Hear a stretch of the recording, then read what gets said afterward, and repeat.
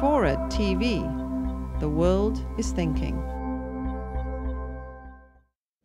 So we went from winning to barely able to finish the Tour de France that year, to not me even starting the Tour in 1993. One of my teammates, won't mention names, had a friend on the Spanish team, and this guy told him what was happening on his team, and EPO, growth hormone, testosterone, a cocktail of drugs that he said that's why we're successful. And at the same time, our coach, Roger Leger, who has a team here, we had a sponsor, Gann, an insurance company, and he was getting pressure. The budget was like $6 million, $7 million, approximately $5, $6, $7 million.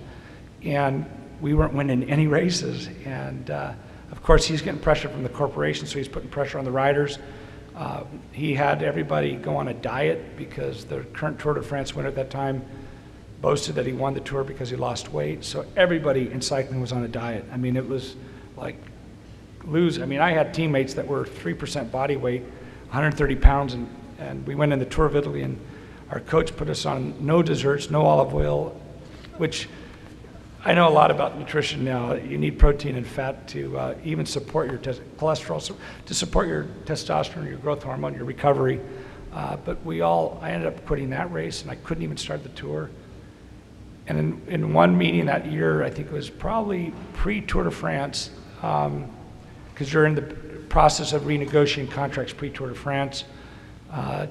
These riders that were making $150,000, this one rider, he was being told that if they don't get performance, this is the first of the year, if we don't get performance, your salary's cut in half, we're gonna have to fire you. And at one point in the season, we had a meeting, and the riders said, listen, this is what's going on in this team. If you don't provide the same, you gotta lay off. And Roger Leger, to his credit, said that I can't do that ethically. If one of you died, because there were at that time a dozen or so Dutch riders that died of heart attacks. If one of you had health problems or died, I couldn't live with myself. And we have a contract with our sponsor that you get positive, you're fired. And this teammate ended up leaving our team to an Italian team. He saw me at the Tour of Switzerland 3 weeks before my last race day in 1994 in the Tour de France. I made it 6 days. Went from winning the Tour de France to barely making it 6 days. And he told me that he did the Tour of Spain, barely any training, started 6 to 8 weeks before EPO, growth hormone, testosterone. He said he did the Tour of Spain and he didn't feel his legs. And not feeling your legs is it's a pretty monumental thing when you're doing a 3-week race. After about the 4th, 5th day, all you do is feel your legs. And unfortunately, I retired from cycling in January 1995, I heard my teammate had a heart attack and died. And that's how I left cycling. So the history of my critiques isn't just in recent history. It goes back in the 80s. I was all for blood testing at that time.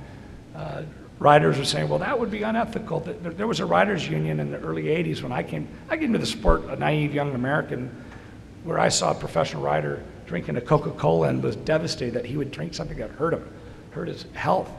And when I got there, was like 1980, the year I got an offer to turn pro, there was a protest over drug testing. The riders didn't want to have drug tests, which was completely foreign to me. It was like, why not? I want to make sure everybody's racing clean. I don't want somebody cheating.